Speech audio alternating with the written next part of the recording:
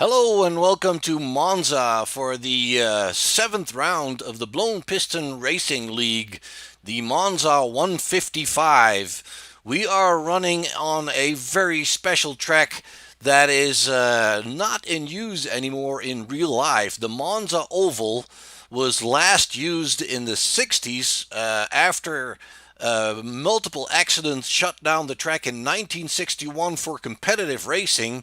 It was only used in the 60s for some speed record attempts, and it's been shut down since the late 60s. iRacing has brought this track back to life by scanning it again and restoring it to its original version.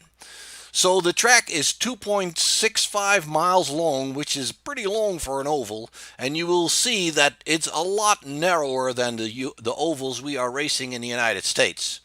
So currently, the temperature is 80 degrees Fahrenheit. It looks like it's a fairly hot day. 48% humidity. It's partly cloudy, and there is no real wind to speak of, 5 miles an hour. The track temperature is currently 104 degrees Fahrenheit, which makes for a pretty hot track. So we're going to be doing 155 miles, which will come down to 55 laps in total. We have three stages in this race. The first stage will end at lap 15. The second stage will end at lap 30, and the third stage obviously will end when we finish the race. Now, on the stages, as you may recall, the drivers can score some extra points for the championship, and the final standings at lap 55 obviously pay a little bit better. And obviously, rather than just scoring points in the championship, drivers are competing to get into the playoffs. Race wins will get them into the playoffs. Now, this is round 7 of the Blown Piston Racing League, and that means the previous 6 races will give us the standings as we see them here. We have Mike Perry in the lead there with 284 points, and 36 points behind him is Jackson Allen. Adam Pettit is in third, Randy Perdue in fourth, and Andrew Moore Jr. in fifth. Now, in 6 races before this race, we've had 6 different winners. So this championship looks to be pretty competitive, and it also has a team championship. So let's take a quick look here at the team standings. It looks like the team standings are even closer than the driver standings, with only 3 points separating R&R Motorsports from Torque Wrench Motorsports in the lead there. And that team has gotten 2 wins in the previous 6 races. Then in third, it's Misfit Motorsports, only 9 points behind. And then Pie-Eyed Racing is in fourth, and 4X Racing is in fifth.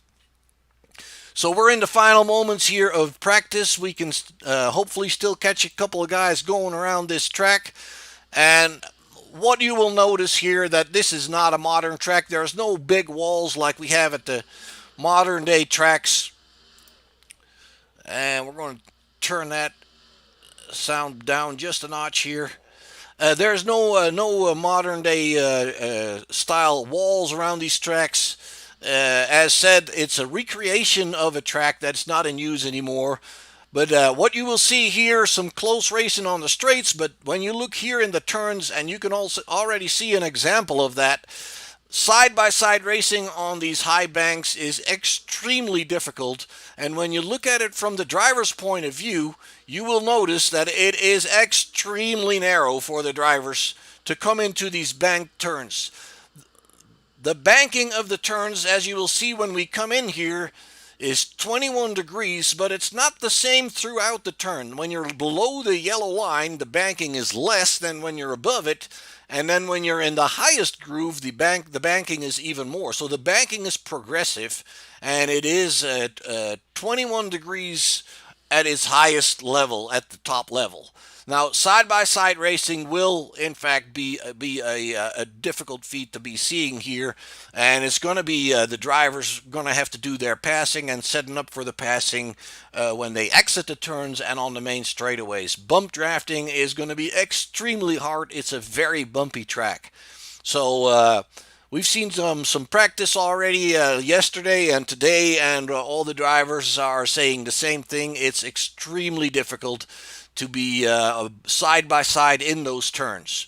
So right now we are moving into qualifying, and we'll see drivers come out to set their best lap time. They only got one lap to post a time for qualifying, and that will determine the grid. So it's going to be all or nothing in just one lap here. So let's take a look here, and we're looking at Pondo Co. I hope I pronounced his name correctly. Anthony Handley is already out on the track. Pondo Co. from Carolina. I think he was the first one out here. We've got several drivers out on the track, and it'll be a little bit hard for me to catch all of them because they're only doing one lap. It's a fairly long lap, but still only one lap. So Eric Miller here in the 05, Jordan Berry in the number 7 car, and Lauren Wise is out on the track in the number 13 car. Let's see if we can find somebody that's posting a time. Indiana Wise in the 31 car. And waiting for drivers to post their qualifying times here. Only 5 minutes of qualifying, so they got to hurry on out and get it done. And you can see Indiana washes up there a little bit already. It's going to be a difficult race for most of these drivers.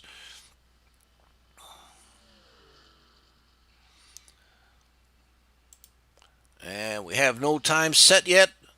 And it could be that, any mistake touching the guardrails can actually disqualify your time. You have to run a clean lap to post a qualifying time.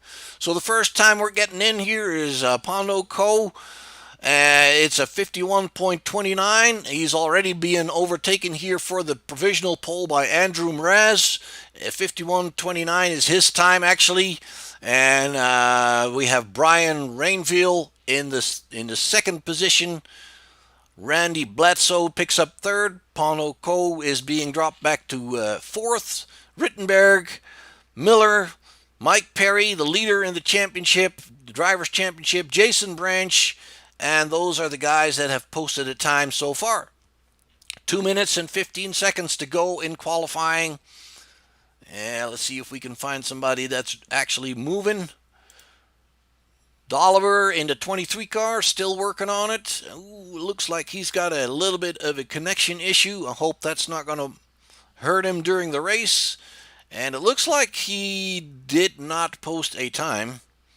Did I see that correctly? Yes, he did. A 56.05, currently in 10th position. And Jason Branch and Mike Perry are over a minute here. 1 minute 0.48. Jason here in the 22 car. Kevin Coletta still out. Trading Paints needing a little time to get it all sorted out. And here we have Jason Nicholas in the 202 car. And we're waiting for him to post a time. 15 drivers posted a time. The 31 of Wise did not post a time because he touched the rail. That time got disqualified. Jordan Berry, I didn't see if that was the case with him, but his time was not allowed. And then we have Jason Nicholas still coming around, coming out of turn 4. See if he can post a time. Seconds ticking away in qualifying now. Ooh, and he touches the rail, so that time's not going to be taken in. And it looks like Casey Duncan's had a little issue. He's smoking like a chimney, trying to make it back to pit lane. And less than half a minute left in the qualifying session.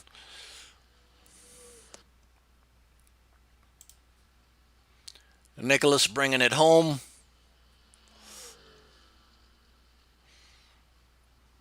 And you can tell by the movements of the cars that it's extremely fast in groups. The drivers can reach almost 200 miles an hour. On their own, they're running a little under 190. But in the turns, these old bank turns are pretty rough, and it makes for difficult racing for these guys. All right, let's take a look quickly here at the starting grid. And on pole position, we have Andrew Mraz in the number 028 car. Then it's Lauren Wise with him on the first row on the outside. Inside row 2, it's Nicoletta, and outside it's Ryan Nicoletta. Not sure if they're related, but I'm guessing so. Then on the third row, it's Brian Rainville and Casey Duncan.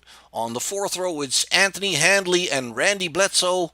On the fifth row, it's Andrew Moore Jr. and Pondo Co. Then on the sixth row, it's Kurt Rittenberg and Matt Miller. And then we're moving on to the seventh row, David Dolliver and Mike Perry. And eighth row, Jason Branch and Eric Miller. And on row 9, we have Jordan Berry and Indiana Wise. Didn't post a time. Jason Nicholas on his own on the final row there on the grid. So cars are lining up here, getting ready to take the start. Let's bring it up front here behind the pace truck. Andrew Mraz on the pole position. And we're getting ready for 55 laps of the classic Monza oval track. Once again, it's going to be a tough race. The racing line is narrow in the turns. There is really only one groove. Running side by side is very tricky because of the bumpy track. It can throw you off very easily. Fuel window is right around 15 to 18 laps probably, and I do believe that they all have, at least they have one fast repair to get them through this race if trouble hits them. So I'm pretty sure Lauren's not starting. She's the admin in this race, but she did make a good point here, qualifying on second spot for sure. And looks like the drivers are getting eager to go. There we go. We're rolling off for the start now. Let's take a look at the field here. Ryan Nicoletta into 59, Casey Duncan into 17, Randy Bledsoe in a beautiful paint job here, and then Kevin Nicoletta into 41, Pondo Co, Matt Miller, Brian Rainville, Mike Perry, leader in the championship currently. And it's Handley and Miller, Eric Miller, Andrew Moore, Kurt Rittenberg, Indiana Wise, David Dolliver, Jason Branch, Jordan Berry, and Jason Nicholas rounding out the field here. The 028 leading the pack here, and when we get around turn 3 and 4, we will see the pace truck moving into the pit lane, and it'll be up to Andrew to get things going.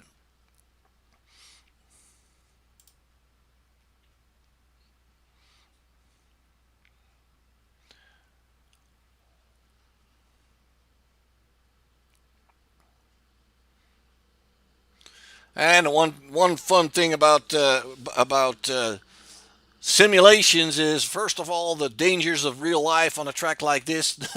They don't really bother us that much. We can't die in a simulator, but you'll see that during this race we'll get some examples of why the racing around here is no longer done in real life.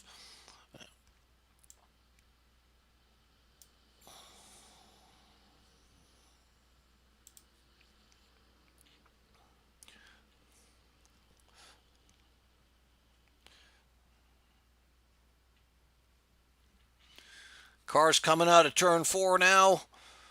Pace truck will be moving in surely. And there we see the pit complex on the left. Pace truck moving over.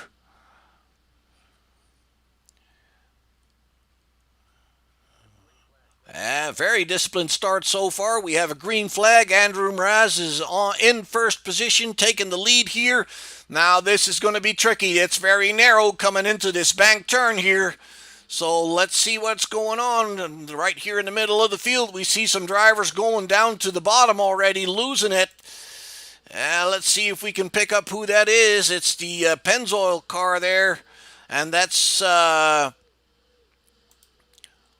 me see there. I believe that was a Kurt Rittenberg, not 100% sure here. It's hard to keep track of these guys. But you could tell already it was not easy for them to get through the turns side by side there. Anthony Handley in the 003 got kind of caught out. So let's check her back up front here. It's Andrew Mraz, and he's got Ryan Nicoletta in the police blue line car there right behind him. Let's bring him up back here a little bit closer, side by side towards turn one. It's Nicoletta taking the lead now from Mraz. And it's now Mraz taking that lead back again on the lower side. Ryan Nicoletta finding out that the high side's not really working all that well around here. Kevin Nicoletta in third position now. It's Ryan going to the inside. There's plenty of room on the straights, but you have to be back in the right line when you get to the turns. Ryan Nicoletta picks up the lead here. It's Andrew Mraz on the high side. Beautiful shot there with the bridge over the current track on Monza where Formula One races. Andrew Mraz now chasing down Ryan Nicoletta on the main straightaway. And as I said, they'll be drafting, but touching each other is tricky on a bumpy track like this. It can upset the car in front of you. It looks like Andrew Mraz actually did push Nicoletta a little bit there. Let's get on board with him here and show you this is how tricky it is. You can tell by the movement of their hands that they are constantly fighting that car over that bumpy track. And it looks like Andrew's now taken to the outside a little bit, trying to get some clean air on the nose of that car. It's Nicoletta inching ahead. The 60 of Brian Rainfield picks up second place now. Back on the banks here, and on the high side there in fourth position, it looks like Andrew's fallen back a little bit. Brian Nicoletta picked up the lead in front of Rainfield and Kevin Nicoletta, and Mraz is now in fourth position. And he's being followed by the target car of Casey Duncan. Let's bring her up back here. Both Nicolettas, Ryan and Kevin, are in the lead. It's Brian Rainville hanging on to the third spot, and Mraz is in fourth, coming down the back stretch. And it looks like Brian Rainville's coming out of line here to take it to the inside and see if he can pick up that lead, and he does so. It's Brian Rainville picking up the lead, and I will say these guys are doing an awesome job keeping it all together. Rainville in the lead now with Andrew Mraz on second position, and it looks like we had an incident back there. One of the guys going wide or to the left. Let's see if we can find that. Coming back here, there is Anthony Handling. No, he's in last position. So back up to the front here, Brian Rainville and Andrew Mraz now nose to tail in turn 3 and 4. And we do have a caution. And let's see, it looks like Rittenberg. I'm not sure if he causes the yellow or not. Let's see if we can find out what's going on.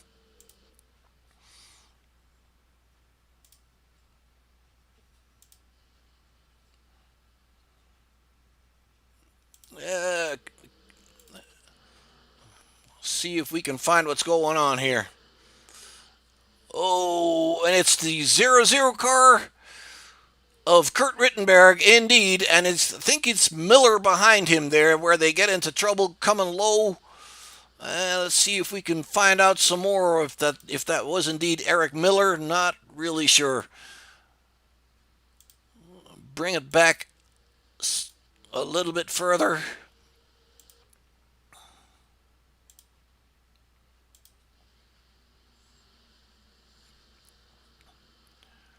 It's difficult to catch.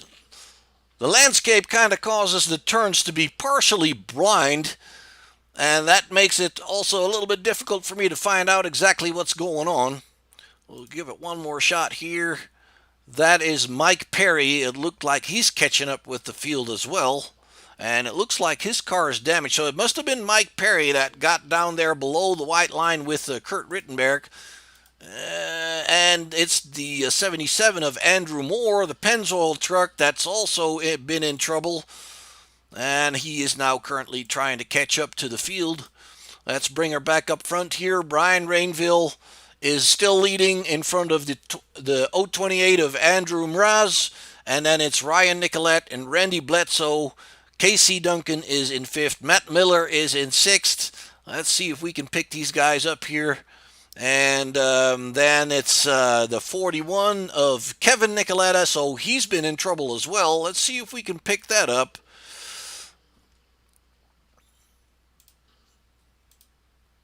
That's just them on their way to catch up with the field. That's the number 4 car.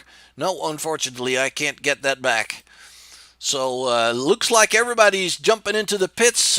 We've done 7 laps, so the fuel was already halfway down.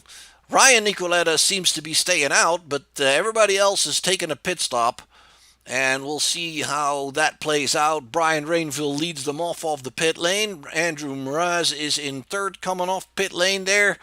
Ryan Bledsoe follows out, and let's see, then we have Matt Miller in the 78 car, Casey Duncan in the target car, and it looks like the 41 of Kevin is still getting repairs and tires.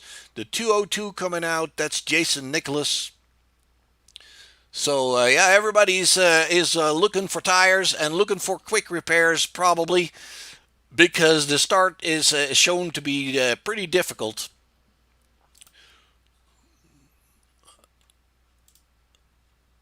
All right, so back up front, behind the pace car now, Ryan Nicoletta.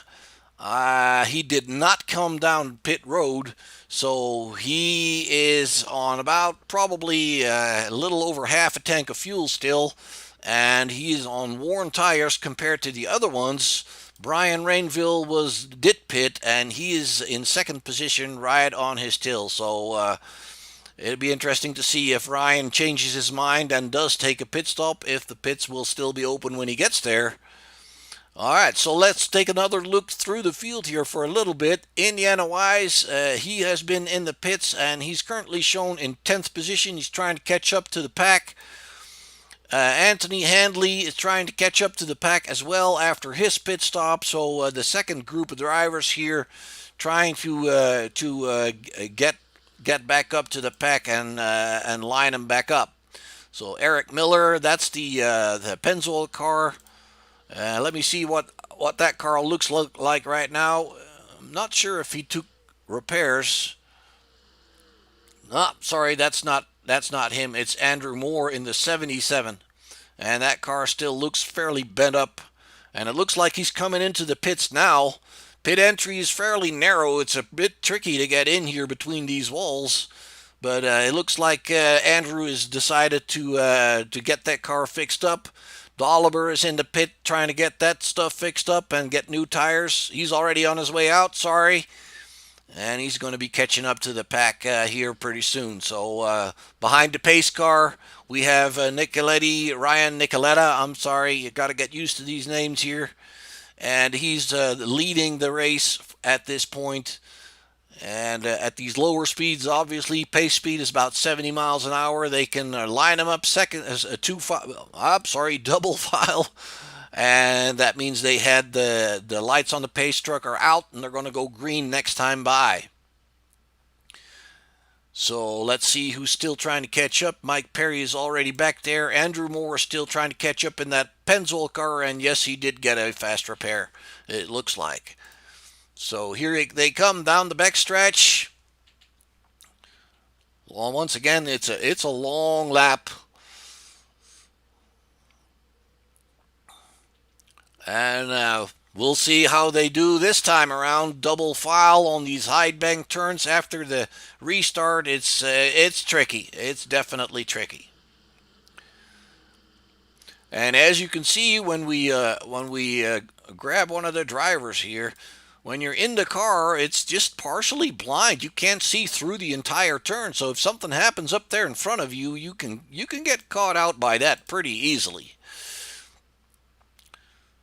Drivers lining them up now further back in the field. The drivers are taking a little bit more distance, maybe just trying to be careful. You can't really blame them.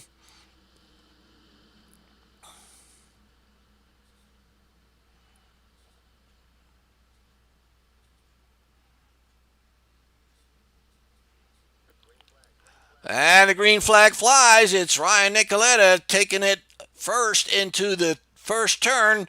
It's Andrew Mraz on the inside there. Ooh, a little bit of a wiggle and touching going on.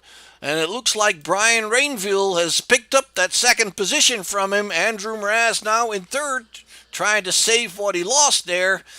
Mraz is on the inside. It's Rainville on the outside. Now they're lining up behind each other, getting into single file racing. Nicoletta still in the lead. Rainville in second. And it looks like somebody's going a little bit low there. That looks like Brian Rainville.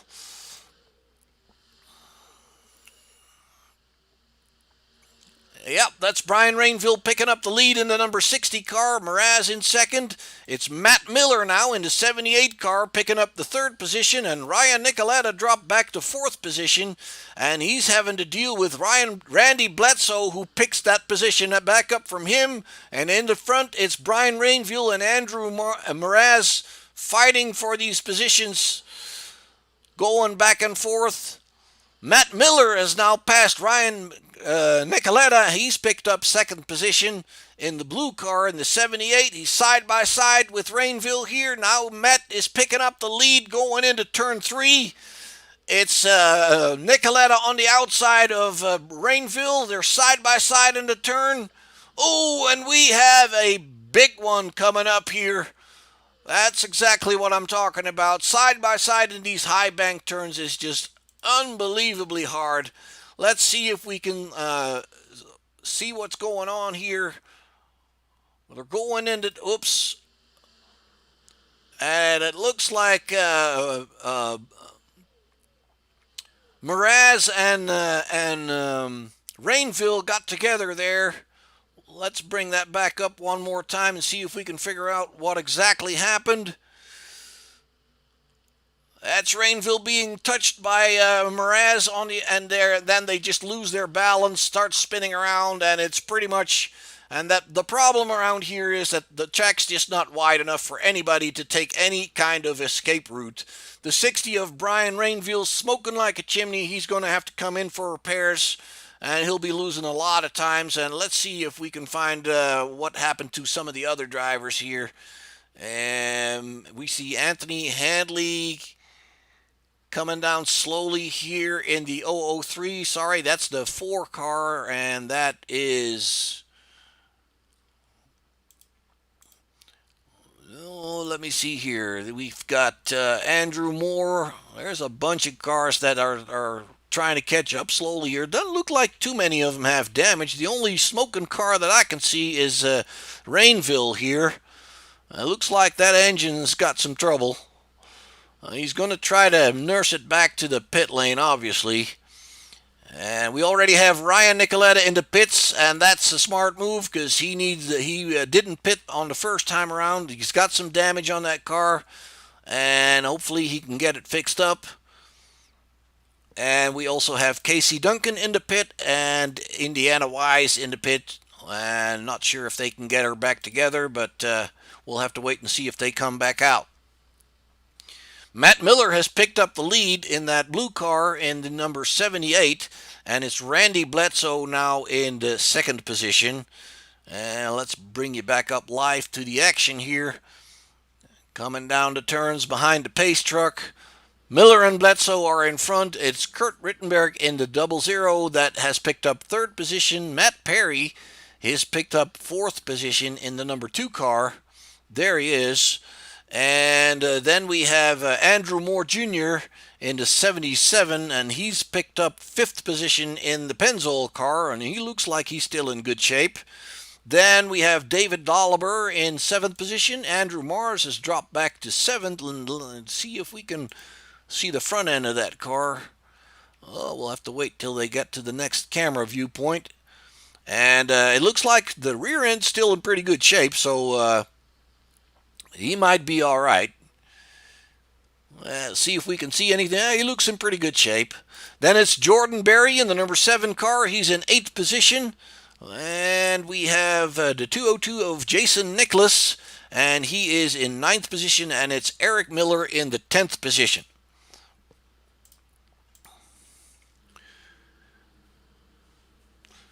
So what we saw there was just exactly what we were talking about, and we've talked about the drivers in practice yesterday and earlier today, and going double file in these high bank turns is just extremely difficult. One bump on the and you your car's upset. The handling is tricky.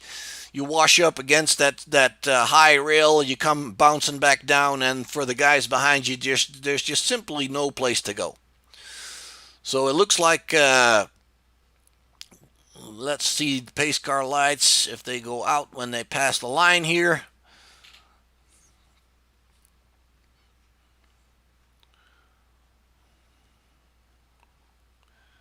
Yep, pace car lights are out. They're going to be lining them up double file. We're currently on lap 13.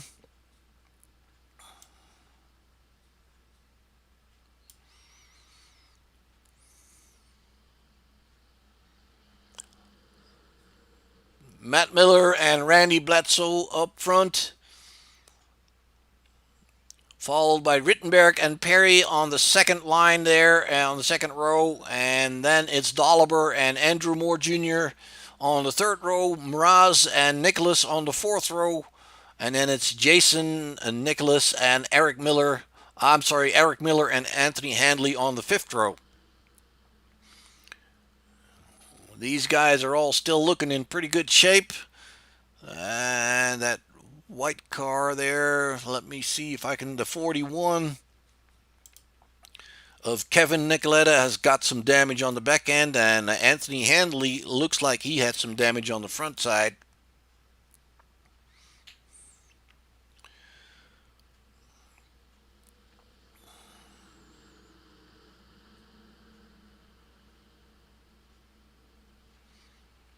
Coming down turn 3 now. Guys are staying fairly low, and you can see by the angle of the cars that the 78 is on less banking than the 81 of Bledsoe. That's what we mean by progressive banking. You can clearly see that the banking is higher the higher you get up into that turn.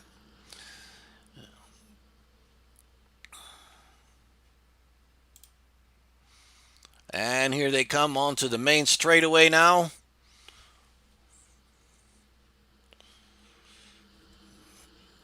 And I will say all the drivers are pretty disciplined in keeping a nice double file here.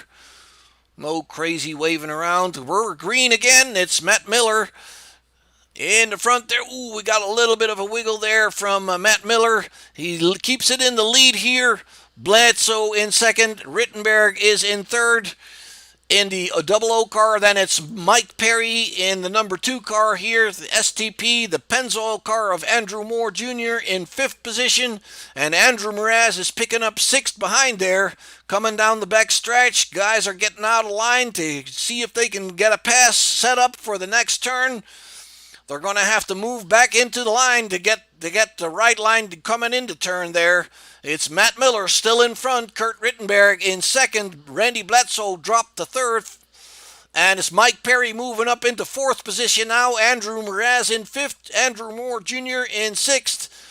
So Rittenberg picks up 2nd position once again. They're touching over there.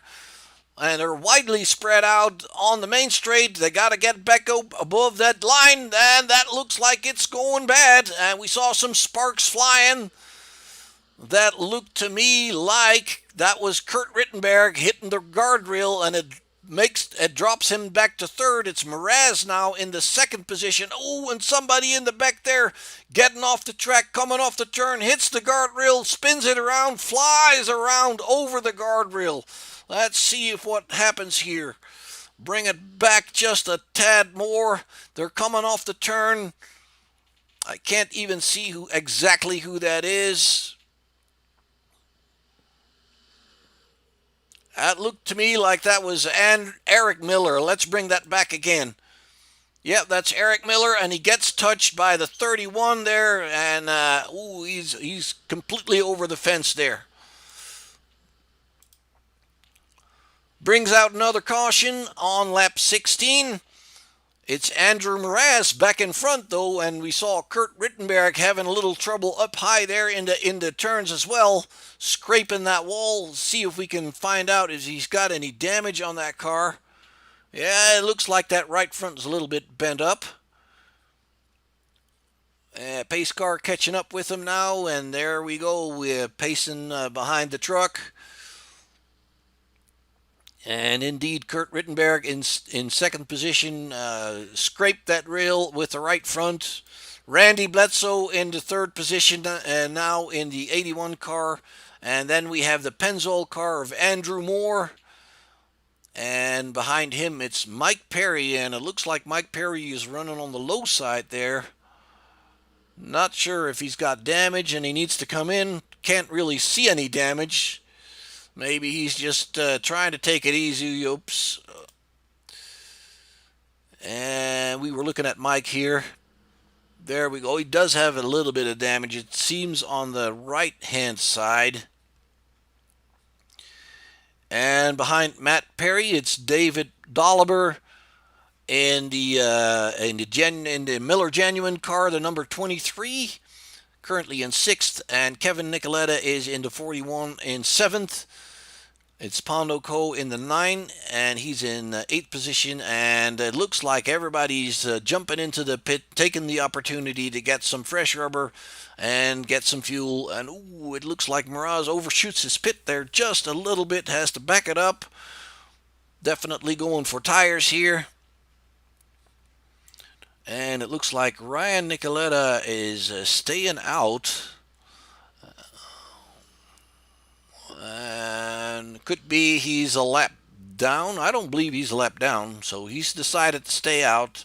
Indiana Wise is still out there, and it looks like he might be picking up the lead. He's got some damage on the back end there as well, and that was probably caused by the crash of Eric Miller that we saw there.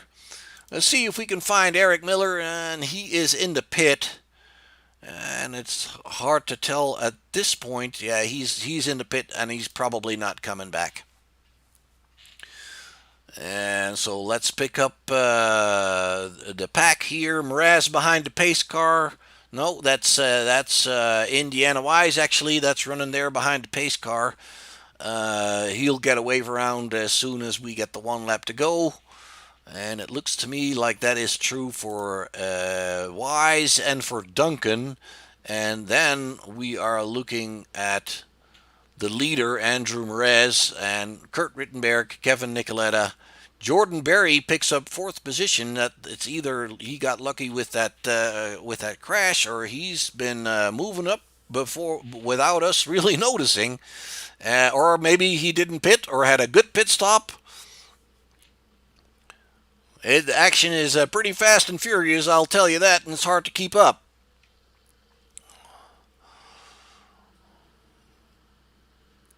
Let's see if we can find. There's Andrew Moore in the Pennzoil car trying to catch back up, and now it's Nicoletta.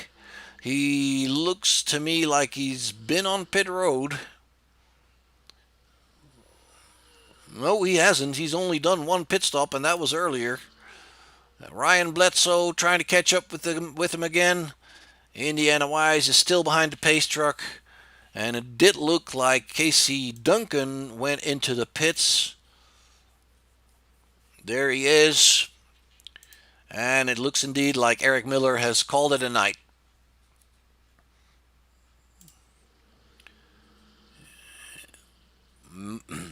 And it looks like Wise has indeed gotten the wave around, and he's trying to catch up with the back of the pack now. And on a long lap like this, that's going to take him a little bit. He's going to have to go for it. So it's Mraz in front, and well, lights are not out yet, are they? I can't really tell. Maybe we can tell from this car.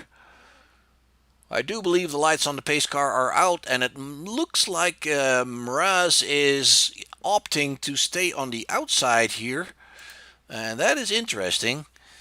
I would not really want to be there, but Andrew's got other plans. He's trying to see if that might help him get into turn 1. a little bit better because some of the guys are going quite low on the straights, and you have to be in the right position to get that turn started. And that right position is right above the yellow line, like you see now, where Rittenberg is. Even a little bit higher than that, as he's got two wheels on the yellow line. You want to be on that lower side there when you get into the turn. Matt Miller is in third, Kevin Nicoletta in fourth, and Anthony Handley is in fifth position. Mike Perry is in sixth, and Cole and Oliver respectively in seventh and eighth.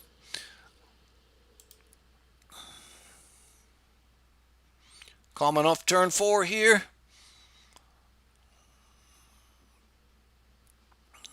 Nicely lined up.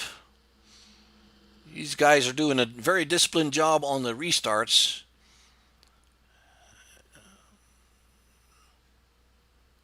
And there we go. Mraz picks up the pace, and he's leading the pack. And he did get a good jump here. So actually, what he did there, staying on the outside, may have been a good decision.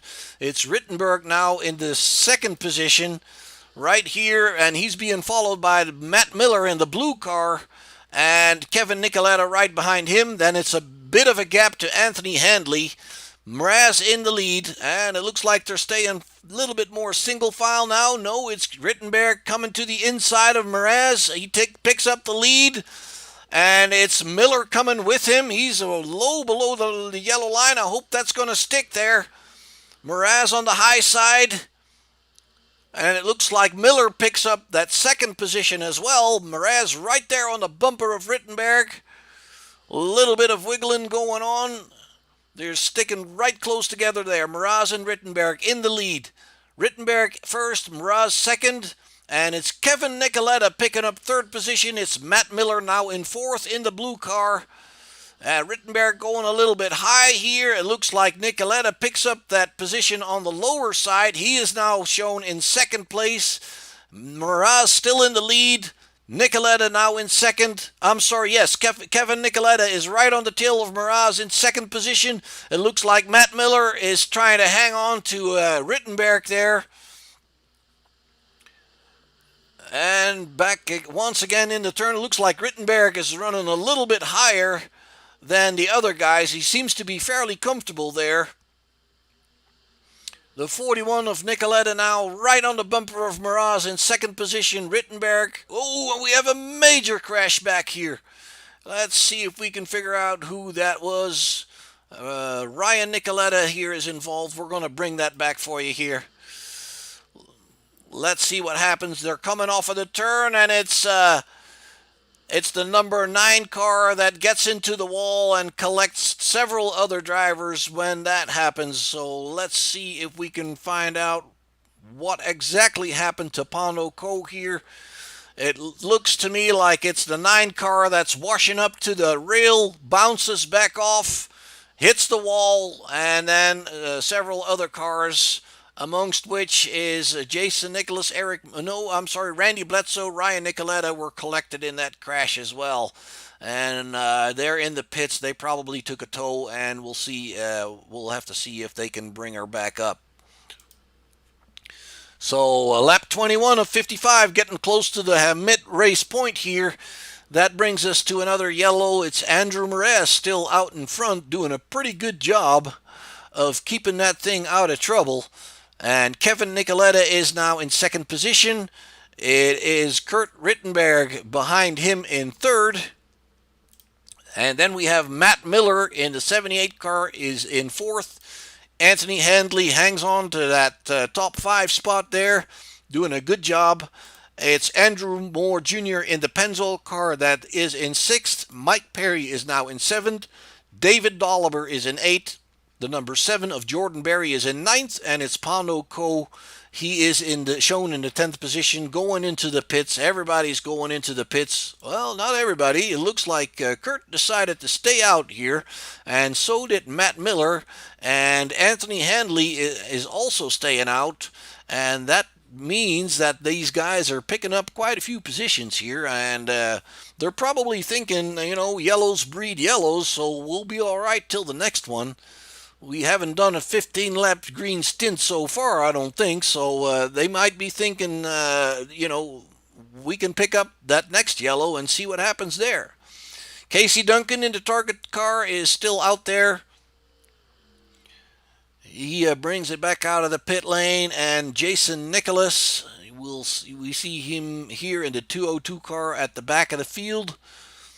Let's see if we can find Ryan Nicoletta. I'm not so sure that he's going to get moving again. Randy Bledsoe in the pit lane.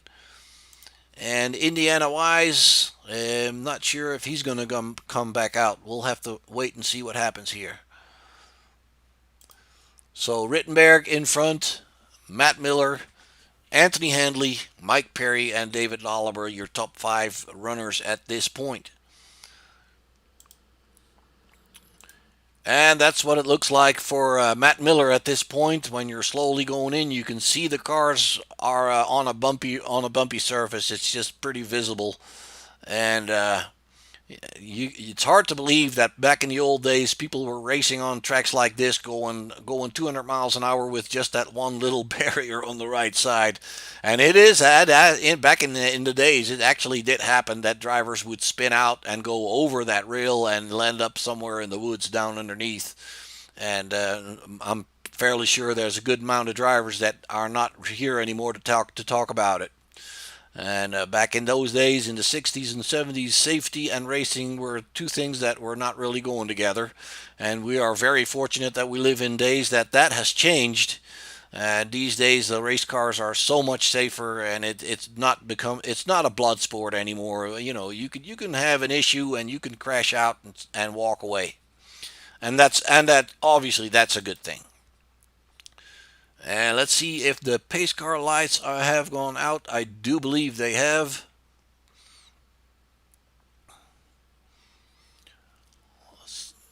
So they're lining them up double file once again. And when we get back around, we're going to get the green flag starting lap 24. We're getting close to the mid-race point here. This makes it very obvious and very clear how much higher the banking is when you get higher up in that track.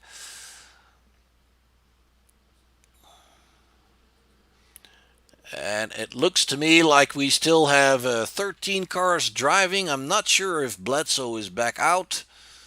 It does look like Bledsoe is back out. Yes, he is. And it looks like he's the final running car in the group here.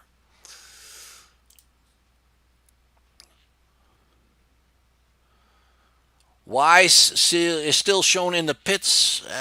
We can try to take a look and see if he's coming out. It doesn't look like it. Duncan is back out. And Rittenberg and Miller are leading the pack here, coming around turn 3 and 4, getting ready to go.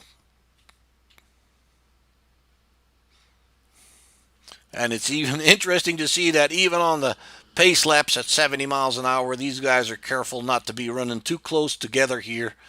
It's just a very challenging place.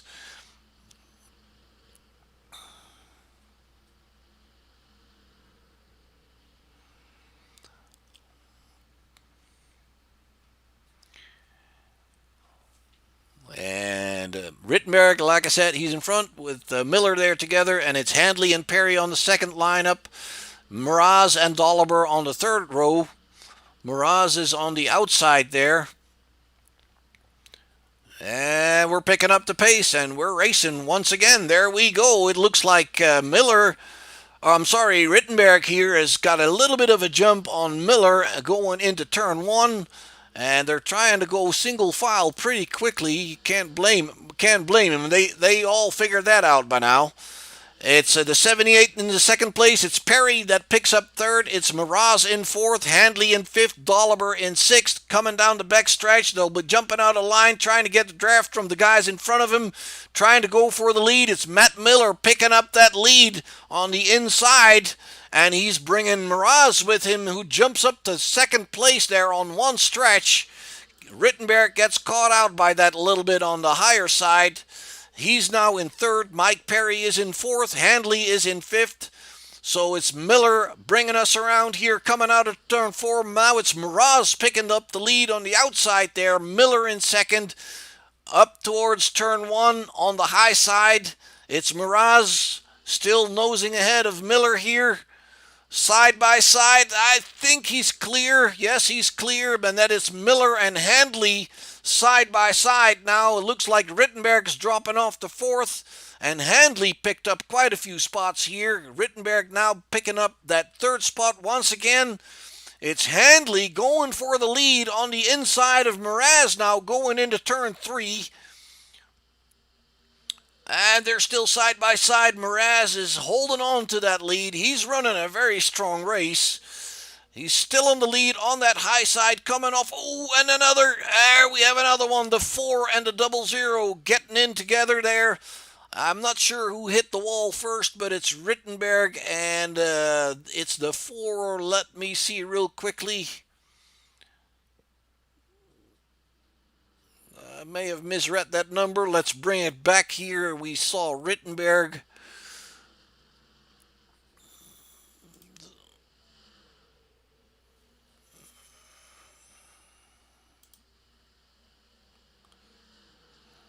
That's a number 4 on that car, and I can't find him. Let me see what's going on. Bring it back once again.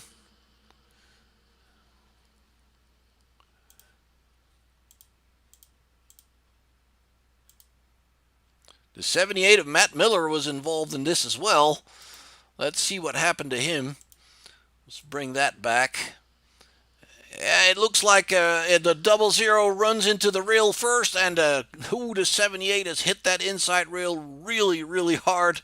That would not be a good crash when you would do this in real life. I can tell you that. So let's see this once again. See if we can figure out that 4 car.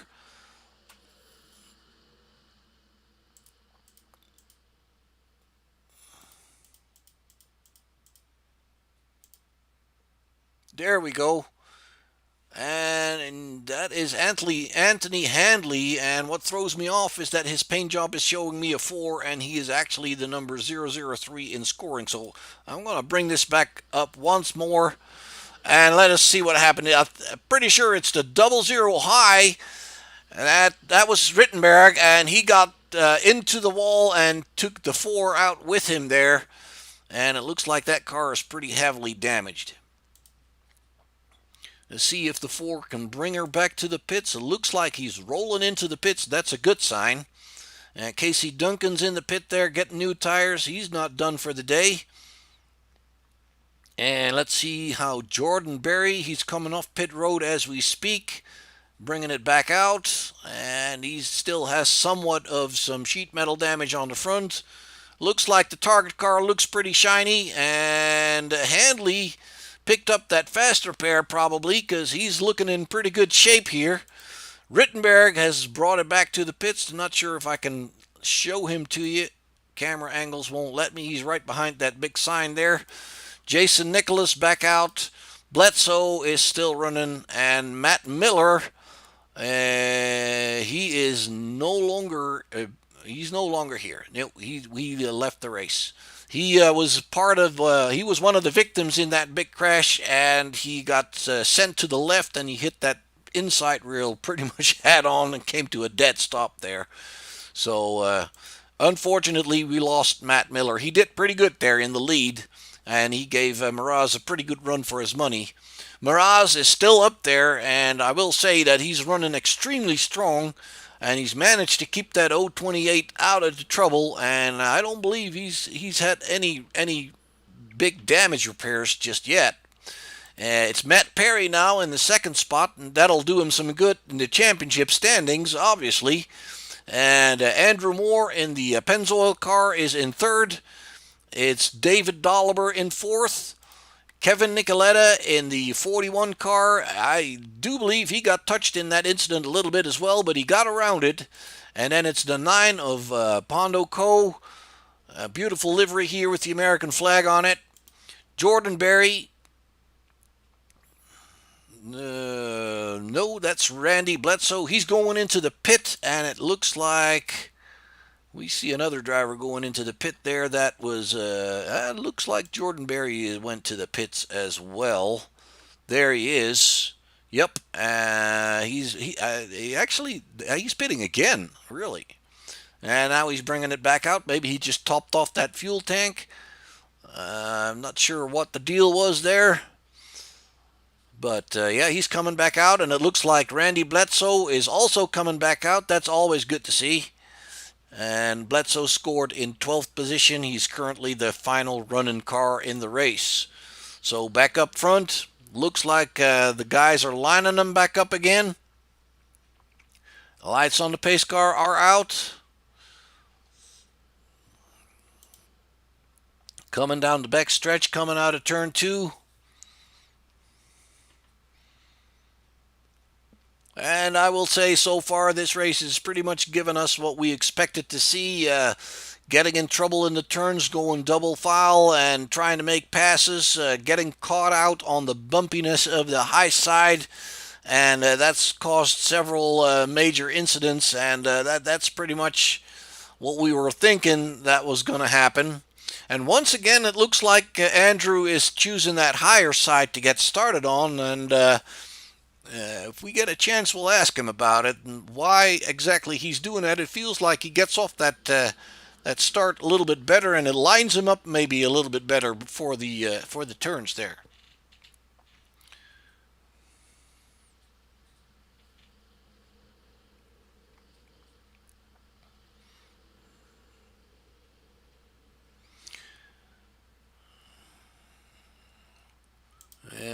We're looking at guys coming off of turn 4 here,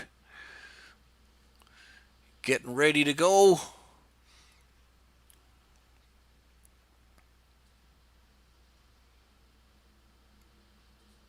That 028 still looks pretty clean to me.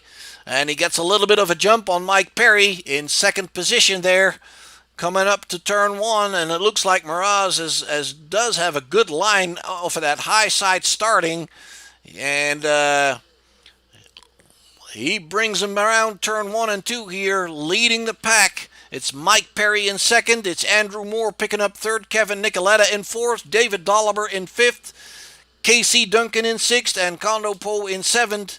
And it looks like Anthony Handley is in third place. He's still running after that major incident we just saw. And there we see Andrew Miraz picking up the lead here from Mike Perry on the lower side. We once again have a car in the rail there. Let's see if we can pick up who that is. That looks like the Navy car, the 41, I believe that is. Yes, it is. Let's see if we can bring that back real quick. Yeah. No, it's not the 41. It's not Miraz. Let's bring her back up live here. Make sure we see what's going on, because actually it's Miraz that is standing still now on the Formula One track, and we're going to check here and see what happened to him. He is on the lower side, and he gets they get together there. That is Mike Perry and Miraz get together, trying to get back high. Let's bring that back once more from a different angle. They're trying to get back high to get into turn 1. This is a little bit further back. They're coming off turn 4 here. It's Miraz and Perry. And Perry gets a good draft on him, gets to the higher side, and then they got to move to the right to get into that turn, and they just don't make it. They're touching, and they're pushing each other lower than they need to be, and that's all she wrote.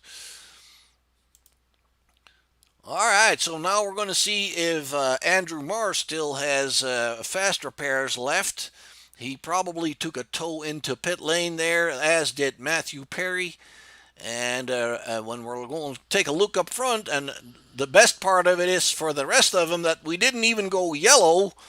because they weren't on the racing line. It's Casey Duncan in the target car that picked up the lead in front of Nicoletta in second place. Andrew Moore in the Pennzoil car is in third. It's Jason Nicholas in the 202 that picks up fourth position. David Oliver in fifth. Pondoco in sixth. Handley in seventh. Rittenberg is in eighth. And it's Jordan Berry in the ninth position. Randy Bledsoe is still running. He's in 10th position.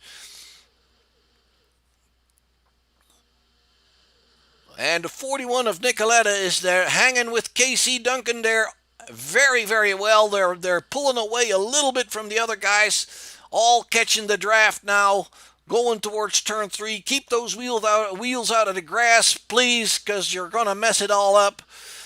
And Casey Duncan still leading the pack here in 3 and 4. The 41 is closing in on him. Andrew Moore is trying to close that gap once again, and he looks like he's doing that, actually. The 202 going below the yellow line there. You saw him get off balance a little bit. The 41 trying high and tugging in back behind that target car. They're going to have to move up high now to get into the turn. Ooh, and it looks like Casey Duncan scraped that wall there. Let's see if we can bring that back. Yes, indeed. And behind him, it's getting a little messy as well. So we'll bring that back. Oh, they did get together there, and he pushes the 41 into the rail, but they keep on going. The Pennzoil car below the line there, another car below the line. Bring him back up live here, guys, and it's the KC Duncan in the target car now, well ahead of the pack. He is in the lead by quite a bit now. It's Jason Nicholas in the 202 that picks up second position after that shuffling. It's Andrew Moore in third. It's Kevin Nicoletta in the 41 that is in fifth position. And it looks like we're losing Handley. Not really sure what happened there.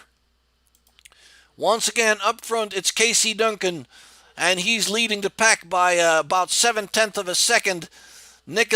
Jason Nicholas here in second position in the 202, and it's Kevin Moore in the Pennzoil car right behind him. Let's stick with these guys here. Let's give you an idea of the speeds we're running here on this track. 192 miles an hour coming down the backstretch into turn 3 and 4. And the shrubbing of the speed brings them back about 10 miles. 181 into turns in the high banking. It's the 202 now clinging to that rear end of Duncan, coming off the turn, picking up speed. They're going to be drafting each other, so they'll pick up a little bit of speed, closing in on the 195 miles an hour mark. There we go. We have a back marker in front there. Not sure who that is. Couldn't tell just yet. It's Nicholas chasing down Casey Duncan, and it's Andrew Moore in third position, hanging with him. A little bit further back, it's Kurt Rittenberg in the fourth position, coming down the backstretch. That's Scott Wise going to the inside to let the leaders pass and have their fight.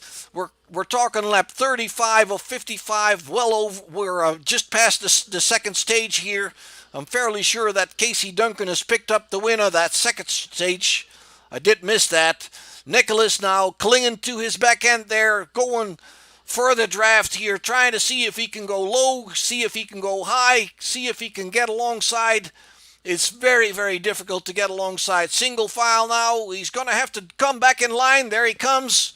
And even the coming back in line just throws him off. He gets a tap in the back from the Pennzoil car, and it catches out the 00 of Rittenberg, who Rittenberg moves up into third place, and it's Andrew Moore dropping back to fifth. Oh, and coming off the turn, the 00 loses it, and he takes with him, it looks like he takes with him Jason Nicholas into 202.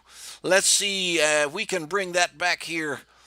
They already scuffled a little bit. The 202 was too low coming into turn, gets off balance, gets a tap in the back from the Pennzoil car. Then the 00 tries to avoid that mayhem, runs into the barrier on the high side, and it looks like coming off the turn, I'm not sure if they touched or not, but the 00 and the 202 touch, and well, the 00 loses it. I'm not sure if they touched actually. Let me see if we can bring that back on Rittenberg here, and let's go to his gearbox cam and See if we can tell. That's too late. See if we can tell if he got a punt in the back there. This is where they, yeah, it does feel like he got a punt in the back there. He's in the pits now, and we can't really tell if he's damaged or not. I would think he's pretty beat up. Randy Bledsoe still running, and Casey Duncan still in the lead. Of course, his advantage is completely evaporated now due to the yellow flag, but he was running very strong there up in the front. And with the start of his race being in all sorts of trouble in the beginning, I'm sure he's pretty excited right now. And it looks like Jordan Berry picks up second place. I believe Jordan Berry is last week's winner. That was his first win in the series, if I remember correctly. So he picks up second place, and he might as well become the first two-time winner in this series. That would be an interesting change of events. So Andrew Moore is in third in the Pennzoil car. That front end didn't get to looking any better. Everybody coming into the pits now. It's Casey Duncan here leading the pack into the pit lane. 70-mile-an-hour pit lane speed limit, which is fairly high for NASCAR events. And and it looks like he misses his pit stall. He's going to have to maneuver it in the right spot because although you can't see them, the iRacing mechanics are pretty picky about where you park that car. And let's see if we can find Bledsoe. Yeah, he's still running. And it looks to me like he could be a lap down and not pitting just yet. Kurt is still in the pits, and let's see, we're coming off a pit row with Berry now in front. He's got a little bit of damage on that right front of that car. Let's see if we can get a good look at that when he gets off the turn here. Berry picks up the lead after the pit stops with Pondo Co. now in second position. Right front a little bit bent up, not too bad. Back end's not exactly straight anymore, but that doesn't seem to hurt him too much. Although we're running at speeds where the sheet metal damage will definitely hurt your top end speed. The aero of these cars obviously isn't the best in the world, but when the sheet metal's bent, that's definitely not going to help you when you're running 195 miles an hour. So I'm expecting to see that Berry's going to be a little bit struggling to keep that thing in front. It's Pondo Co. now in second position. And we have Anthony Handley in third position. Casey Duncan with his pit stop. He dropped to the fourth position, and I'm sure that having to maneuver that car back and forth didn't help. And in between there, we saw Indiana Wise. He is still running. He's hanging on. He's in 11th position. And let's see further back. We have Randy Bledsoe. And Randy Bledsoe's now shown in 5th position. And he's going to catch up with the pack here. And it looks to me like Wise is the final running car at this point, trying to catch up with these guys. And it looks like Bledsoe's now coming into the pits as well to get some service. And Jordan Berry decided to go into the pits as well. And we have Bledsoe stopping. We have Andrew Moore coming in. We have Kevin Nicoletta coming in. And I'm a little thrown off here because it looks to me like these. I thought I saw the 41 in the pits on the last lap as well. But maybe I'm wrong. Pondo Co. now in the lead. And that brings Casey Duncan back in second position, so he's kind of back at where he wanted to be, or at least getting fairly close. And Handley in third, Dolliver in fourth. Berry is now shown in 5th position. He's left the pits. He's back here once again. The pack's not very big anymore, but that doesn't mean that the racing's going to be any less exciting, I can tell you. So it looks to me like the pace car lights are out. They're lining them up double file. It seems to me like Berry is maybe just staying a little safely behind. We've had enough yellows and we've had enough problems as we expected. You know, running high on that 21-degree banking on this old Monza track is definitely giving these drivers a handful. Going into turn 3, coming into turn 4.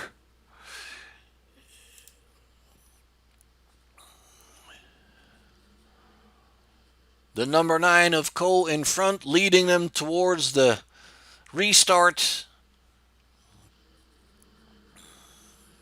And it looks like Handley is actually picked up second position. And Duncan is on the lower side in third. And it looks like Wise is already letting him know that, hey guys, I'm going to stay low and you guys can go and get it. He's 4 laps behind, so there we go. Cole picks up the pace. We're racing once again. It's Duncan and Handley side by side towards turn 1. And they're going to have to bring it up a little bit. And it looks like Duncan has that second position. Handley is in third, Dolliver in fourth, and Barry is in fifth, but he's got some back markers in between there, so it's going to be tough for him to catch up to the lead. The target car now right behind the black number 9 of Pondo Co. It looks like Casey Duncan's going to the inside there. He's coming alongside. He picks up the lead before we get to the turn. He looks like he's running really strong, and Cole is having trouble keeping up with him. He's dropped a car length or so behind him. He's going to have to use the draft to catch back up. And it's Handley behind there in third. It's David Dolliver into 23 trying to catch up with Handley. Catching that draft. The target car's in front. It's Pondo Co. in second. Handley in third coming into turn. They're running nicely single file now. It's Dolliver still in fourth there. And it looks like the 00 Kurt Rittenberg is a lap behind, but he's in between the third and fourth place driver, Handley and Dolliver. And then it's Jordan Berry in fifth position. And let's see how many cars he's got a whole bunch of cars in between there. So it's going to be difficult for Berry to catch up. And Duncan's strongly in the lead now. Pondo Co. moving to the inside. Can he make a pass? Can he get back in there to draft? It looks like the target car is staying ahead here coming towards turn 1. And it looks like they're in the middle of the turn when they get in there. Duncan running a very strong line here, a little bit on the higher side, and it works for him. And Coe is getting closer now. It looks like coming off turn 4, Coe is getting right behind that target car. Catching that draft, and he's looking to the inside. The 00 is trying to make up some lost ground. He's a lap behind, but he's mixing it in there anyway. He wants that lap back. He wants to be in that position to get a wave around on the next yellow. That would bring him back on the lead lap. Casey Duncan still hanging on to that lead, almost hitting the wall there. The 00 getting behind him now, separating Duncan and Co. from fighting for the lead. That 00 wants that position back. He wants to get back out in front. He pushes it to the inside there, and he does so. And that is a good thing for him, because next yellow that they'll get, it'll bring him back to the tail end of the field, back on the lead lap, and that's what he wants. So Kurt Rittenberg there in ninth position, but he's actually in front of the leader now, getting his lap back. So Duncan now has him to worry about, and he knows that the 00 is not going to let him by that easy. Pondo Co. in second position, dropping back a couple of car lengths. Looks like the number 4 just almost scraped the wall once again. And let's see, that's Handley. And then Jordan Berry, let's see where he is at. He picked up fourth position. He did get past Bledsoe and some other back markers there, so he's catching up to the lead pack here. And he's got Handley right in front of him. So let's see, is he actually the fifth car in line? The fourth car in line? Yes, he is. No, he's got somebody in between there. No, Yep. I'm not really sure who's in between there. That's the 003 that's in between there. That's Anthony and Handley. He's supposed to be there. And it looks like Kevin Nicoletta. Oh, that's no, he's further back. It's Coe in second. It's the 003 in third. It's Jordan Berry is behind Bledsoe. That's who that is. Or is it? Yes, I believe so. Nope.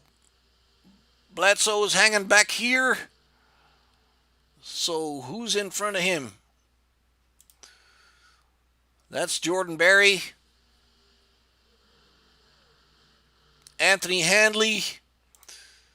Pondo Cole and Duncan. Yeah, they're all lined up in the correct order. I got a little mixed up here. Fast and furious race for sure. Casey Duncan hanging on to that lead.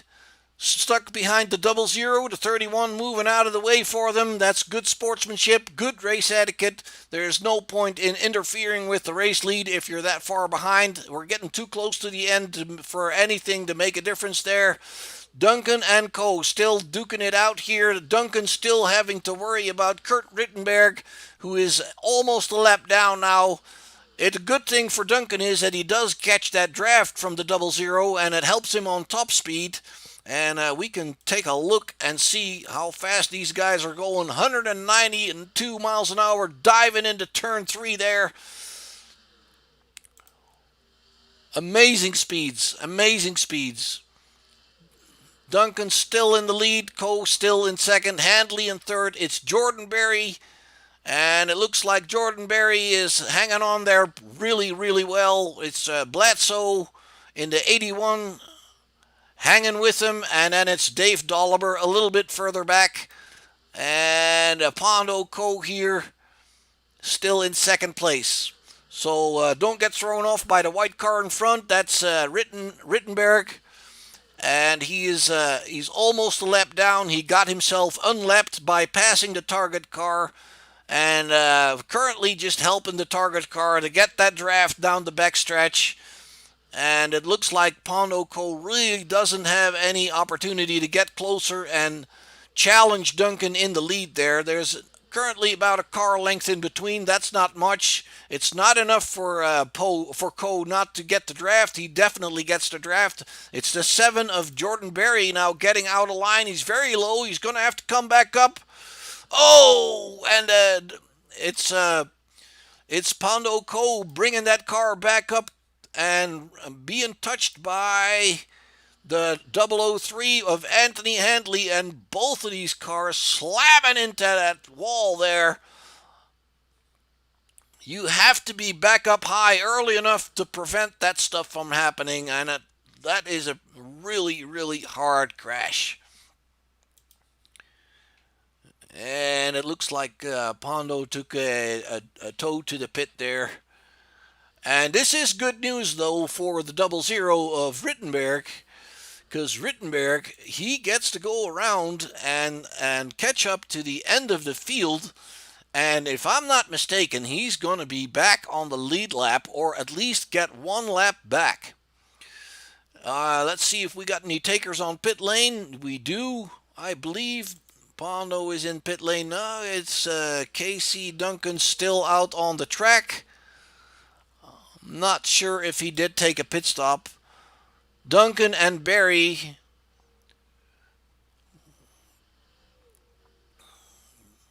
catching up with the pace car here. So once again, Berry brings it back up to the second position. He's been there before, and then he dropped off a little bit. He's fighting back to stay in the top 4 there. And Jordan Berry's running pretty strong. And it'd be interesting to see if he can make this 2 wins in a row and become the first 2-time winner in the current series. Bledsoe now in third position, and he's been hanging in there, and he's had some earlier troubles, and just staying out of trouble after the first trouble, and just quietly following, and it does seem to work, because he's now shown in third position. David Dolliver in fourth position, and he was running a little bit behind the leaders, but the yellow obviously gives him a chance to catch back up and try again. Then it's Kevin Nicoletta. He's still running in 41 car. He's had his share of issues, but he's still there. And despite the fact that the Navy car is a little bit beat up, he's still going in fifth position. Andrew Moore Jr. in the Pennzoil car still hanging on. They're all going into pit lane now. And it looks like Handley has gone to the pits as well. And Rittenberg has caught up with the pack here. And did anybody stay out? Yes, Jordan Berry stayed out and Dolliver stayed out.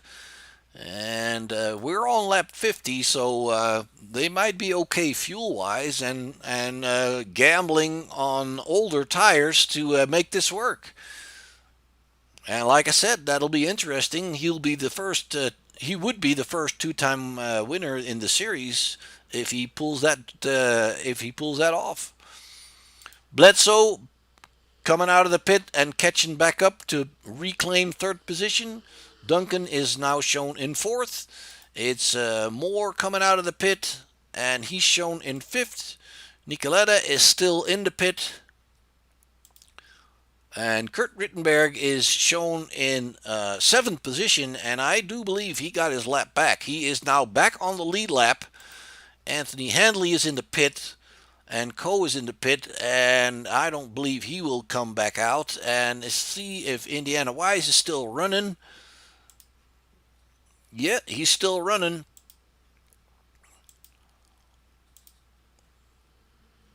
And he is shown 6 laps behind at this point.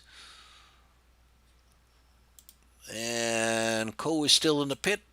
It's Berry picking up that lead.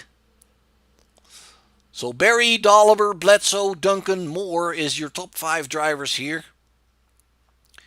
We have 6 laps to go, and we're waiting the green flag. And they should be getting the one to go sign when they get back by the start-finish line here.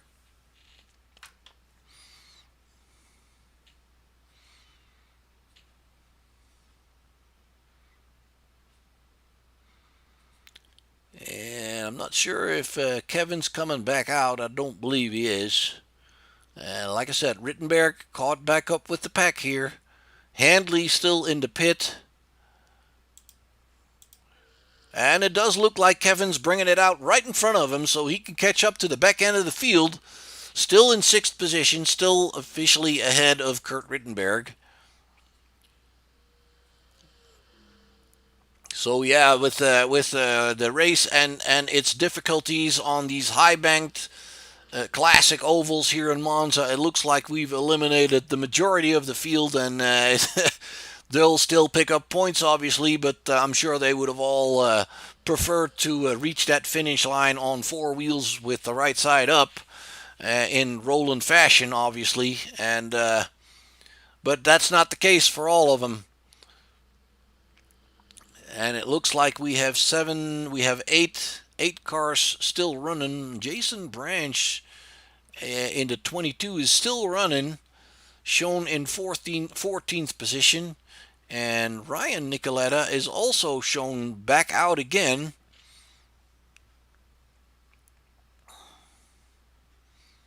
So it's a little bit worse than I suggested there. Cars are lining up, and it looks to me like Jordan Berry is also opting to stay on that high side, and he's probably seen Andrew Mraz do that a couple of times successfully, because the guys are tempted a little bit to be low on that main straightaway, and then they have to bring it back to the right to get right entry in turn 1.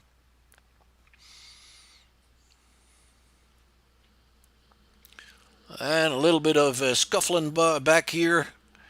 And it looks like Handley is back out, reclaiming his position. That's Kevin Nicoletta, I believe. In the 41 car, that moves up a little bit. Pace car going in. And there he goes. Jordan Berry hits the gas, gets a little bit of a jump. Oh, and there we already have another one. The 23 of David Dolliver turns around. Let's see if we can figure out. Oh, he just got on the gas too hard and spinned the tires. Can we see that once again, please? Yes, we can. He gets on the gas, he gets on the dirty part of the track, and he just turns it around on acceleration, collecting the Pennzoil car there as well. Very unfortunate. Big puff of smoke coming out of that truck, and I wouldn't be surprised if that car is done for the night. Pace car back out. We're on lap 52. We're going to do a green-white checkered once, if I recall the regulations correctly in this league. And once again, it does look like Jordan Berry has made a decision that works out for him here. He's in the lead, and we are getting really close to what it's going to be.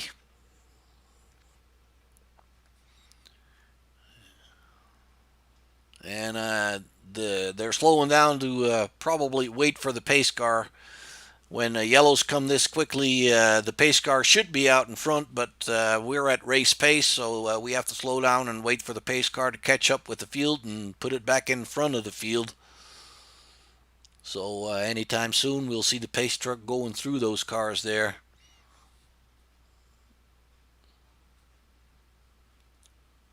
And it looks to me like there comes the pace truck.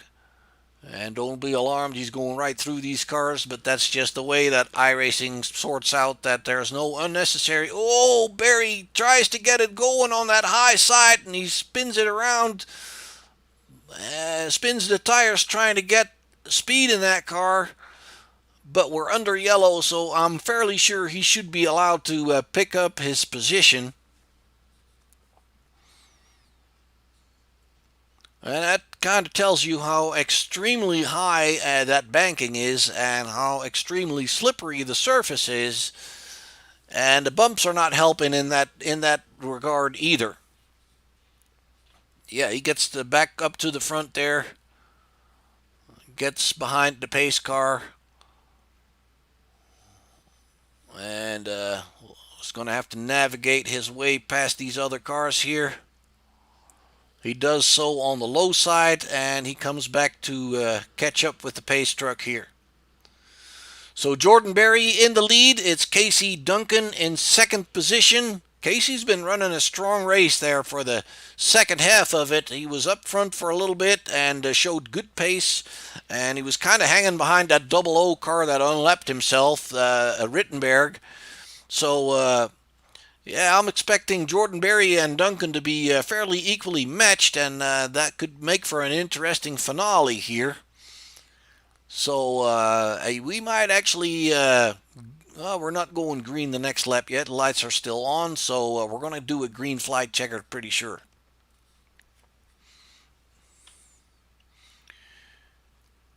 And let's take a look at where these guys all are at. It's Bledsoe in fourth. It's Moore.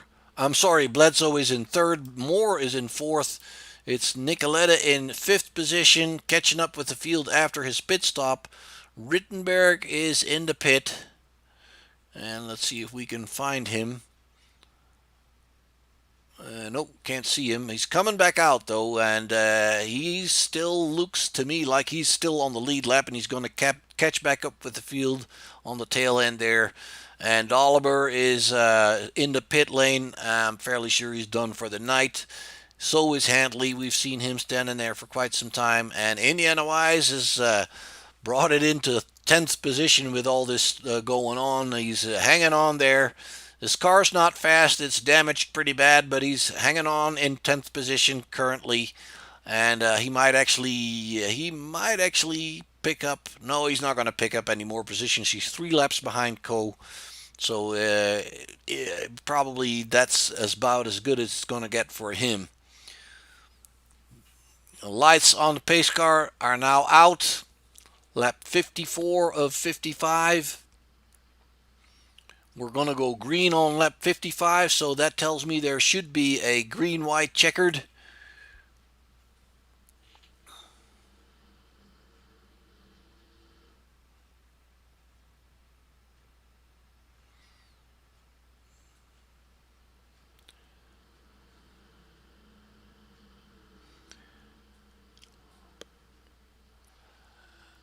And I'm fairly sure we're going to be doing this in single file for the green-white checkered.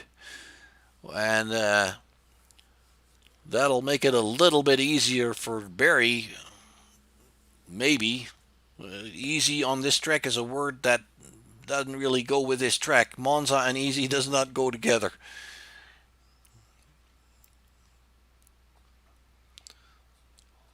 So coming down the back stretch, going into turn 3, long straightaways here on Monza. As we said, it's a 2.65 mile track, and we're doing about 145 miles in total today, and 55 laps on this track. It seems like quite a lengthy race. Barry in front, Duncan in second, and we're going to be running for the win here in these last 2 laps here. And Jordan Berry is in a good position to make it the second one this season, and if I remember correctly, that would make it the second one in a row. So that's a strong run of 2 races that he would have if he can pull that off. Duncan is probably not going to just sit idly by and let it happen. He's going to give it his all. I'm sure of that. And then Bledsoe and Moore, I'm not counting these guys out. Bledsoe's got a pretty clean looking car. He might still be in this. There we go. And it looks like Jordan's a little bit slow on the start. Casey Duncan coming to the outside here. Bledsoe tugging right in behind him. He does keep the lead, but it looked to me like he was a little bit slow off that start there. Oh, and then the target car is already up in the barrier. It's Bledsoe now in the second spot, right behind Jordan Berry. The Pennzoil car going to the inside of Duncan as well, coming down the back stretch. It's Bledsoe picking up the lead from Jordan Berry now. Berry tugs in behind him, tries to get that draft, and the target car goes around. Oh, the target car is smoking like a chimney also. That he hurt that engine hitting that inside rail. Let's bring her back here and see what happens. And it looks like he's trying to get to the inside to close in behind Barry. Touches the Pennzoil car. Didn't really realize he was not clear and turns it around. And then further back up, let's go up and see what happens to Moore further back here, because it's a mess up front as well. And let's see if we can figure out what's going on here. So this is the target car messing up. Oh, and the Pennzoil gets collected into the wall. Oh, blowing through the air there. The 41 collected in that as well. Let me see if we can figure out what happened to Bledsoe, because I do believe that Bledsoe cleared it. We're not going yellow. We're not going... Yes, we are. I apologize. That was still the replay. So, lap 56, the 81 is in front. It's Barry in the second position, and Kurt Rittenberg picks up third position. Isn't that amazing? He got himself in front of the target car to pick that lap back up that he lost, and it worked out for him because the next yellow brought him back to the tail end of the field. And then the incidents after that gave him a shot at coming back up front.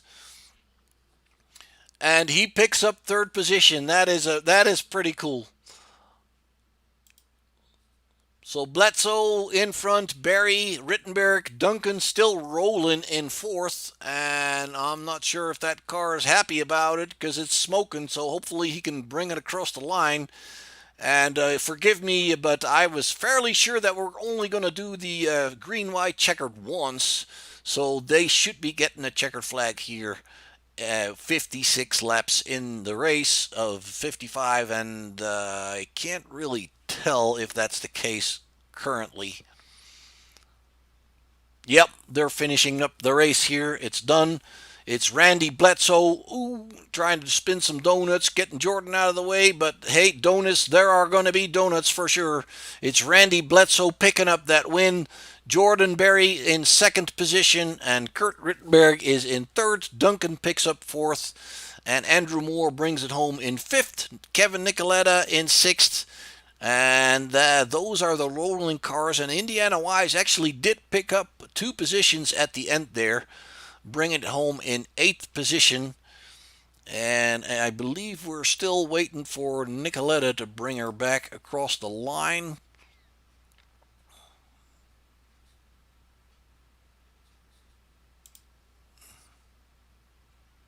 Here we have the final results of the race. Once again, Randy Bledsoe, picks up the win in the 81 car. Second position, Jordan Berry. He was getting very close to making it two in a row, but didn't work out. And he kind of ran out of time when we got the final yellow there. Kurt Rittenberg, with a brilliant move of getting his lap back, brings it home in third position. And that's your podium finishers for tonight's race. We're going to see if we can find somebody to talk to here and see if they can bring it into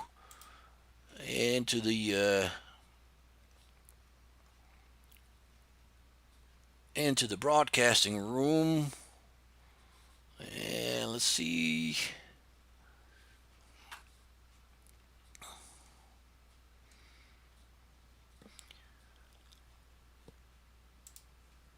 Let's see if we can find Bledsoe here.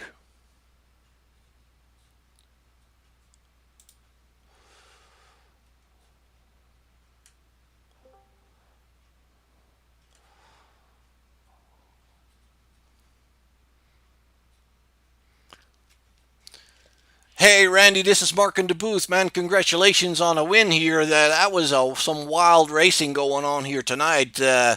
You were kind of not really on the forefront most of the race. Can you talk us through your race here? That pretty much was a wild one. I'm still trying to second guess myself, but yeah, I got in a crash there at the first stage race. Then I tried to ride it out in the back, keep my truck clean, which worked, and just right place at right time. That's exactly what I was thinking. You had some trouble in the beginning, and then kind of just did your laps and just do your job, and it worked out for you here in the end. Now at that final green little bit of a green lap that we had for the green white checker, can you talk me through that there? Because I was my attention was a little bit focused on what happened behind you. How did you get past Jordan? I heard my spotter tell me, or crew chief spotter, whatever, told me one lap to go. And then I had her, KC got up in the wall in second place, and I went under him, and I had a good run on Jordan, took it to the outside. He ran me clean. Well, awesome, man. I'm excited for you. It's an amazing way to win another race, isn't it? This is your first win this year? Yes, sir. Yes, sir. It sure is. I've been having some pretty bad luck this year. I just got on board obviously with this. I was kind of I know Jordan won the last one, so I was kind of thinking, well, maybe we're gonna find a first two-time winner here, but you prevented that. It's still seven winners in seven races. Randy Bledsoe. Once again, I congratulations, my friend. Any love yous and thank yous you want to throw out there? I appreciate it, and thank y'all for coming on board televising this. And it seemed like a pretty good race to watch. R&R Motorsports. I wish all my teammates was here. I got three teammates that didn't make it tonight, but it was a fun race. Glad everybody enjoyed it. Thank you very much, Randy, and once again, congratulations. Thank you. Hey, Jordan, this is Mark in the booth. Can you hear me?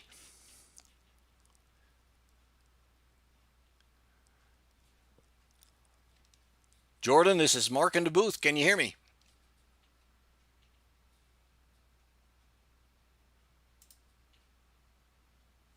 I got you now.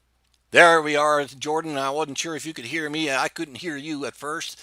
Hey, Jordan, you started a little bit further in the back, I believe, and you just kind of quietly and slowly worked your way up to the front. You had I think you skipped one pit stop there near the end to bring it back up front behind Casey Duncan, and then I was just kind of thinking, wow, this could be the first two-time winner of the season here.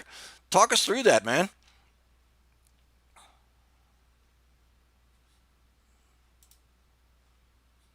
I'm not sure if we can still hear Jordan. I can't hear you. Jordan, are you still there?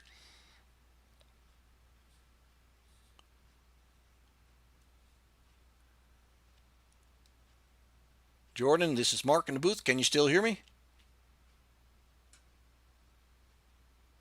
there? Yeah, yeah. Can you hear me?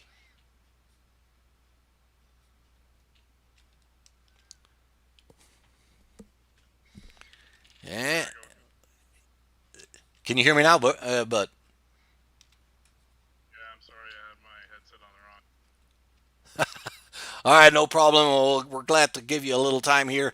I like I said, the way I remember it is you started a little bit further back, and it took you a bit to work your way up front through the mayhem, and then I believe somewhere near the end you skipped a pit stop to work yourself back up to the front behind Casey there, and then it was kind of looking like you were going to be the first two-time winner this season. Can you talk us through that? Yeah, it's the first time I've done a race on this track, so I wasn't sure how the two wide or all that was going to go. So they just kind of kept it simple at the back and played around with how you can get around guys and just tried to get as much fuel as possible. I was pitting, twice every caution just to maximize the fuel. And so I tried to get off of the Casey's pit strategy there and pitted. I knew that we had a 17 lap run and I could save some fuel, so I was hoping the track position would take it. But at the end of the day, I still had damage and I didn't want to get that fast repair. So as soon as we went green, I knew that Blitzo would pass me and I was just going to try and get a run, but didn't have a chance to. So you were trying to save your fast repair for the final stages, and then wound up not being able to use it. Yeah, I just didn't use it at the end there. I knew that there was a lot of damaged trucks behind, and with only 2 laps, green white checkers, there was no way that I was going to be able to come through the field on 1 lap or on 2 laps. So I decided to risk it and knew that if I could get a guy in front of me, I could get a run. And if I kept my nose out of clean air, I could get a run and come down the back stretch or the front stretch was the plan. But as soon as we got on caution, it was over, and I didn't get a chance to do that. Okay, I got you. So, well, I mean, congratulations on a good run. I mean, it's going to help you in the standings pretty good. Obviously, second place is going to score you some good points here, and I enjoyed it very much. I mean, it looked to me like Bledsoe had a fairly clean and undamaged cars, and that's probably how he got that run on you and there at the end. Yeah, he was one of the only guys that had no damage. It sounded like when we came to the green, they asked who had clean trucks, and he was the only one. So, I mean, with the aerodynamics here, if you got any kind of damage, it's gonna be a parachute. So, you basically have to rely on that draft if you don't have a clean truck. Can you talk us a little bit about what was it feeling like for you? You were just telling me, you were really you haven't raced here before. You were trying out some stuff. The higher line appeared to me that was really not working. It's too bumpy and too much upsetting the car. Is that correct? That's 100% correct. It's so rough, and during practice, I actually turned my steering ratio to 16 to 1 just so that I had less movement in my wheel because it would just grab your truck at certain points in the corner and throw you down below, and if you got too high, it would kind of suck you into the wall. So I found pretty much the only way you could pass a guy is back it off in the middle of the corner and try and get a big run on either straight, and that was pretty much the only way that I got around anyone during this race. Yeah, exactly. That's kind of what I was telling people that in the turns there's just no way of doing that double file and be close enough to be safe and close enough to actually make a pass. It looked like as soon as you get some wheels underneath that yellow line that you were getting upset. The car handling was not all that great either. Yeah, I even practice. I mean, I played around a lot in practice, and you can almost get away with 2 wheels just below that yellow, but any more and coming off the corner was impossible. And you could see that's where a lot of the cautions were guys coming off of the corner and just pushing up either into the wall or into the truck on the outside of. Exactly. Well, all right, Jordan. I want once again congratulations on a very good finish here. Second spot on the podium. We were hoping to hear from Kurt Rittenberg, but I don't believe I can find him here in Discord. So once again, congratulations. Is there any thank yous and love yous you want to throw out there tonight? Yeah, I just want to first of all thank you for jumping on board here. This is it's a lot of fun to be able to watch it back, and My grandparents absolutely love watching. I've already got a text message from them. Same with my parents. So that's what the broadcast is all about. Having friends and family be able to take care of it, and then obviously the Wises and running this league. It's really fun to have a live admin, and they really know their stuff and can run a real. The league isn't too strict, but it's strict enough that it keeps everything under control. So I'd like to thank them for running an awesome league, and the drivers here are a lot of fun to run with. Thank you very much, Jordan. And in return, I want to thank the league and Scott Wise for bringing me on board. And I enjoyed it very much. It's definitely a track that I have never covered before either. The Monza Classic oval here, and I've tried to tell the folks a little bit about the history of this track. And hope you enjoyed the race all. And I think we're going to leave it at this for Monza. We're going to be in Texas next week, if I see that correctly. Yes, round number 8 will be in Texas on the Texas Motor Speedway. Completely different animal from this one. Shorter track, a little bit wider, and much more a track that all these guys undoubtedly will be used to running. Excuse me, and that'll see. Well, it'll be interesting to see if we can make it 8 different winners in 8 races. So currently, Randy Bledsoe, the 7th different winner in 7 races, which shows you that this is an extremely competitive series, and it's fun to watch. And I would not write the incidents that we've seen today on the drivers. This is just an extremely difficult track. We heard Randy and Jordan both tell us about it. It's double file in the turns is just extremely hard, and it's very easy to get caught out on the bumps on the track. So that makes for maybe a little bit messy race at first sight, but it's not not that bad, really. So once again, I appreciate coming on board with Blown Piston Racing League, and this has been a good race here in Monza. Randy Bledsoe picks up the win. Jordan Berry second. Kurt Rittenberg, unfortunately, couldn't talk to him because I would have loved to hear what he had to say about picking that lap back up. Great move on his behalf.